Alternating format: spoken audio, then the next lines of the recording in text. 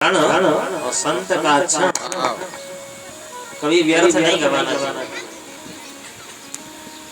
आज तक कभी किसी ने संत से, ब्राह्मण से, गुरु से ये पूछा कि भगवान कब मिलेंगे, क्या करने से मिलेंगे और कितने दिन मिलेंगे, ये पूछा किसने?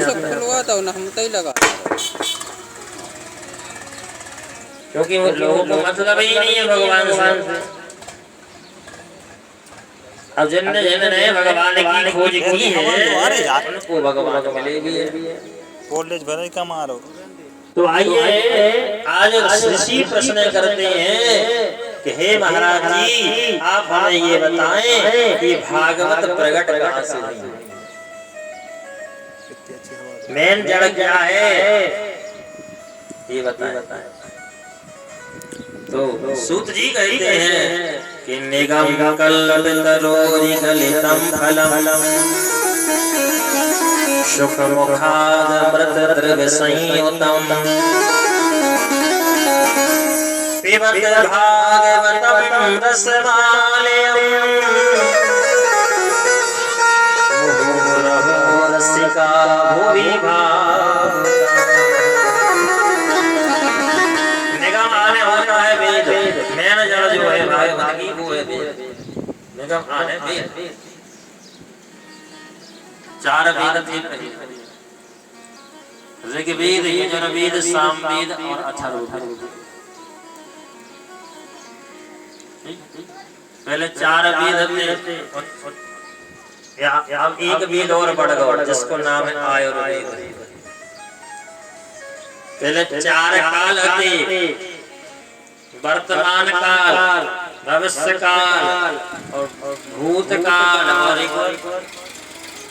वर्तमान काल। अब एक और चलो बताएं कि निष्काल। अब बढ़ते ही जा रहे हैं। तो चार वेद से 6 शास्त्रों की रचना की गई। इसके बाद में पुराणों की रचना की गई। व्यास जी ने 17 पुराणों को लिख दिया। फिर वेद के मन में शांति नहीं। नारद जी के कहने से, संतों के आश्रय लेने से भागवत जी की रचना की। अब व्यास जी के यहाँ पर ये भागवत जी कैसे आई? भगवान नारायण के मुखारविंद से 4 श्लोक निकले जो ब्रह्मा को उन्होंने दिए। ब्रह्मा ने वही 4 श्लोक नारद को दिए और नारद ने वही 4 श्लोक व्यास जी को दिए। व्यास जी ने 4 श्लोकों के माध्यम से 18,000 श्लोक भागवत जी में दिए। तो कहना चाहिए जो भागवत रूपी फल है ये किसके मुख से टपका है? नारायण के मुख से। ये कोई साधारण इंसान के मुख से नहीं टपका। भगवान नारायण के मुख से टपका तो ब्रह्मा के मुख में अटका और ब्रह्मा के मुख से टपका तो नारद के मुख में अटका। नारद के मुख से ये फल कथा रूपी टपका तो व्यास जी के मुख में अटका और व्यास जी के मुख से ये टपका तो सुखदेव जी महाराज के मुखारविंद में अटका और उन्हीं से जब अटका तो हम सब ब्राह्मणों के मुखारविंद में अटका और आप सब लोग परीक्षा के पान कर रहे हैं। इसको नीचे नहीं गिरने दे रहे, है ना? ऐसे कहना चाहिए।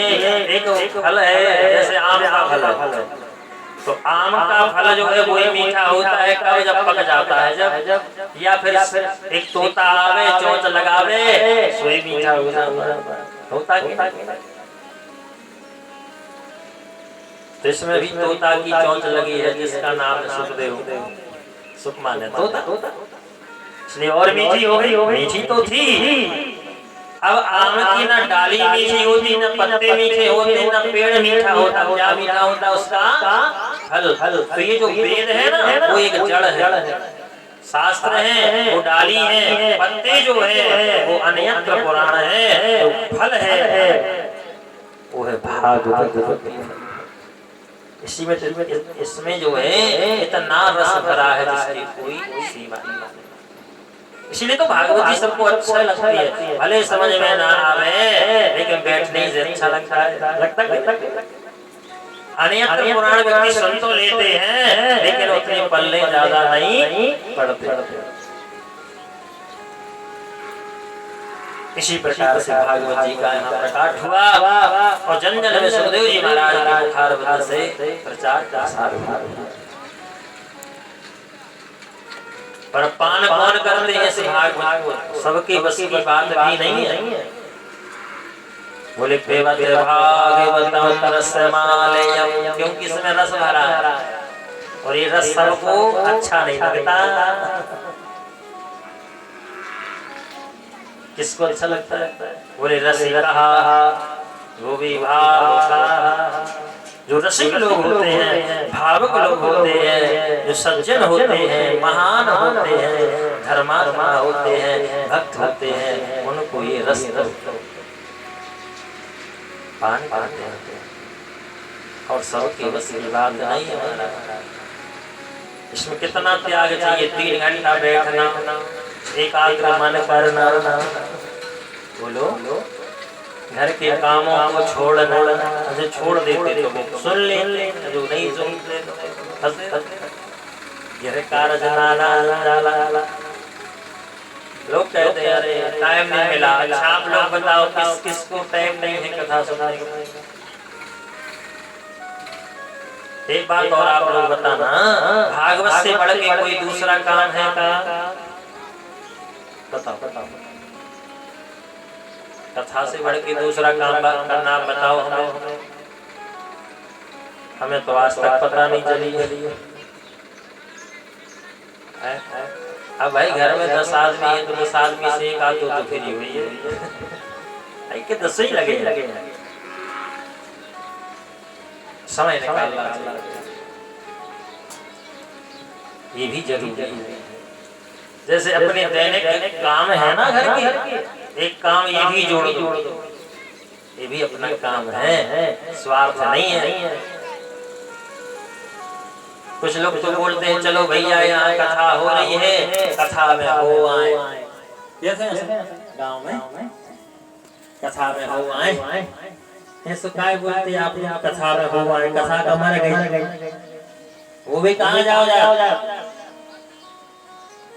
कहाँ जाओ